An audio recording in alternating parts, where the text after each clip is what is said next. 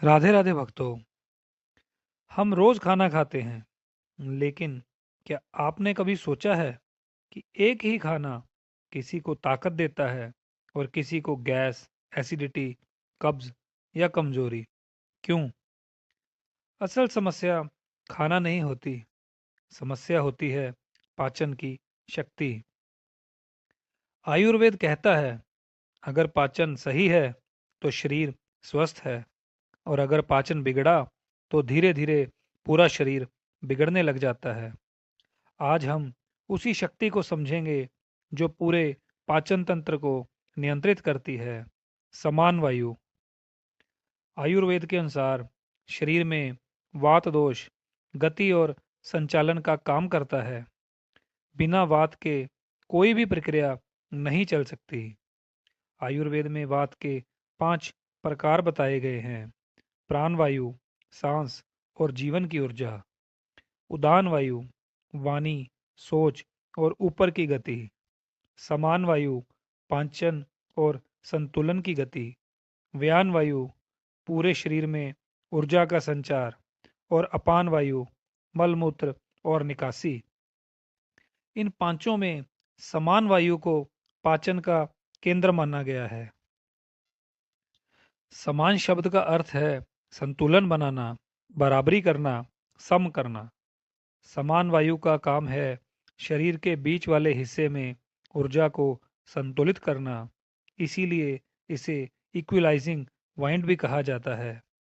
समान वायु हमारे नाभि क्षेत्र, आमाशय, छोटी आंत, अग्नाशय, यकृत से जुड़ा हुआ पाचन क्षेत्र, यानी जहाँ खाना पचता है, वहीं समान वायु काम करती है। आयुर्वेद कहता है, जैसी अग्नि वैसा जीवन। यह अग्नि है जठराग्नि, पाचन की आग। लेकिन यह आग अपने आप नहीं जलती। इसे जलाने और नियंत्रित करने का काम समान वायु करती है। अगर समान वायु कमजोर है तो अग्नि मंद हो जाती है, खाना अधपचा रह जाता है। अगर समान वायु असंतुलित है, अग्नि ज्यादा तेज हो जाती है तो जलन, एसिडिटी होती है। इसलिए समान वायु अग्नि की रेगुलेटर है। अब पाचन को एक यात्रा की तरह समझते हैं। प्राण वायु भोजन को अंदर लाती है, लेकिन उसे पेट में रोककर ठीक जगह पर रखने का काम समान वायु करती है।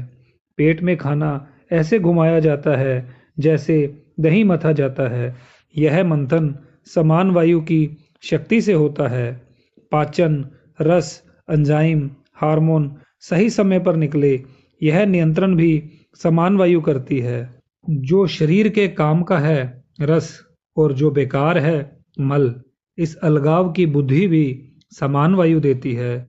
पचा हुआ भोजन आगे बढ़े और अपशिष्ट बाहर निकले, इसमें अपान वायु मदद करती है, लेकिन तालमेल समान वायु बनाती है।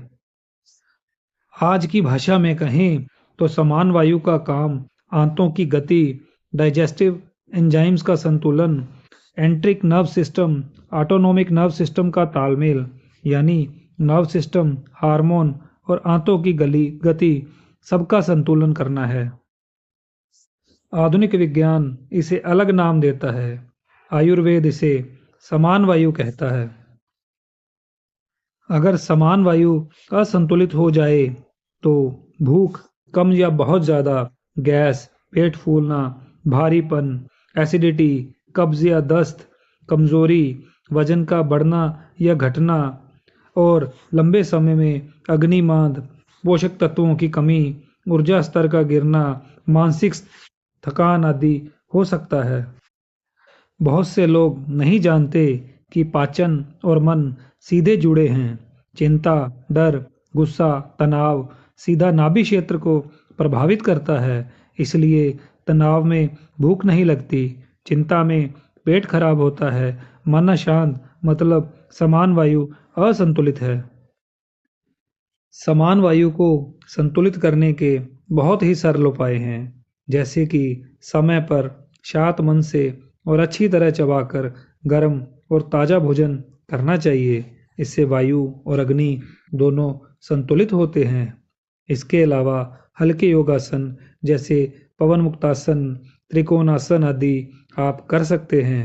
गहरी डायफ्रेगमेटिक ब्रीदिंग और ध्यान नाभि क्षेत्र की ऊर्जा को संतुलित कर समान वायु को बल देते हैं। इसके अलावा रात देर से खाना नहीं खाना चाहिए, बहुत ज़्यादा तनाव ना लें और अपनी नींद पूरी करें। समान वायु सिर्फ पाचन नहीं है, यह जीवन की गुणवत्ता है। अगर पाचन सही है तो शरीर, मन और ऊर्जा तीनों संतुलित रहते हैं। इसलिए आयुर्वेद कहता है, स्वस्थ शरीर की जड़ नाभि में है और उस जड़ की रक्षा करती है समान वायु। राधे राधे।